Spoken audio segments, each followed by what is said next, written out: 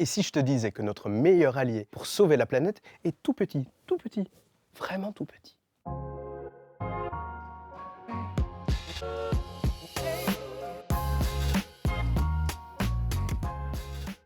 Je pense que oui, je pense que oui. Oui, peut-être. Peut-être pas tout non plus, quoi. Aider, on pourrait trouver quelque chose à faire avec les microbes qui pourraient nous aider dans les années à venir. Oui, je pense que ça peut aider parce ils ont aussi cette capacité d'adaptation et ce sont des virus et les bactéries sont des micro-organismes qui évoluent très vite et qui s'adaptent en fonction de ce qu'il y a en face, comme les antibiotiques. Donc c'est une bonne piste. Bon, évidemment, on ne parle pas ici du super-héros Ant-Man, mais encore une fois, des microbes.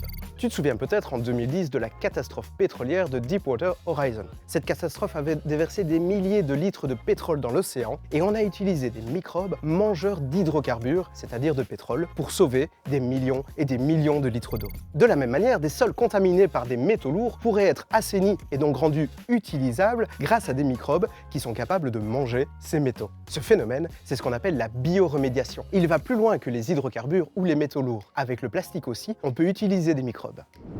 Tu connais sans doute le plastique PET, c'est un des plus répandus et des plus utilisés. En 2016, au Japon, une équipe a découvert un microbe capable de digérer le PET et donc de le recycler. Imagine, une usine dans laquelle nos tonnes et nos tonnes de déchets plastiques pourraient être lentement digérées pour être réduites à quasiment rien. Mieux encore, les microbes pourraient les rendre réutilisables et fournir de nouveaux matériaux recyclés qu'on pourrait du coup utiliser à nouveau.